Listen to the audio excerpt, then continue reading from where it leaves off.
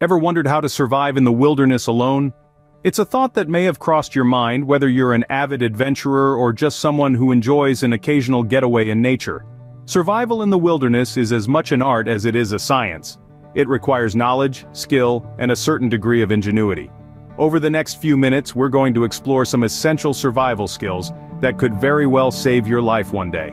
We'll delve into the world of bushcraft, a practice that encompasses everything from building shelters to starting fires. We'll go through the steps of setting up a dugout, a simple yet effective type of shelter. Next, we'll look into creating a camp sauna, a luxurious touch but also a practical one in chilly conditions. Lastly, we'll touch on the basics of fishing, an invaluable skill for wilderness survival. Now, are you ready to dive into the essentials of surviving in the wilderness? Let's start with bushcraft. So, what exactly is bushcraft, you might ask? Well, bushcraft is the art of surviving and thriving in the wilderness using the resources around you. It's a skill set that has been passed down through generations and is as much about understanding nature as it is about mastering practical skills. At the heart of bushcraft are the three pillars of survival: shelter, water, and food. Mastery of bushcraft means being able to create tools from natural materials, build shelters that can withstand the elements, and forage for food that's both safe to eat and nutritious. Let's not forget the importance of fire in bushcraft.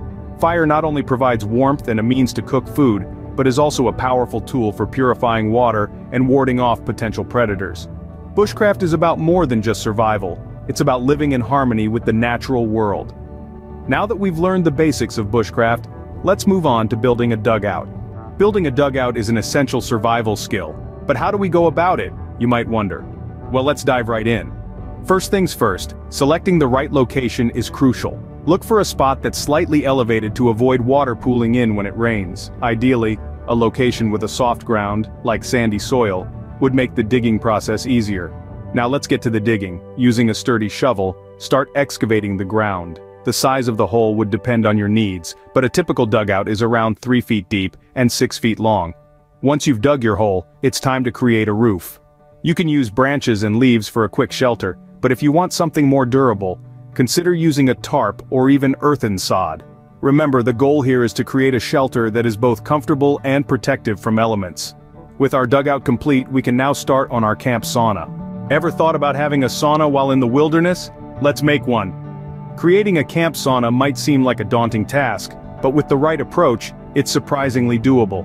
First, location is key. You'll want to find a spot near a water source, but not too close that you risk flooding. Also, ensure it's shielded from the wind to keep the heat in. Next, you'll need to gather the right materials. Look for large stones that can hold heat well, and plenty of dry wood for your fire. Don't forget a large container for water and a scoop for pouring it over the stones. Now, let's get to building. Construct a simple fire pit and arrange your stones around it.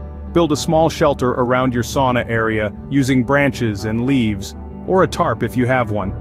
Finally, light your fire, let the stones heat up, and voila! You've got yourself a wilderness sauna.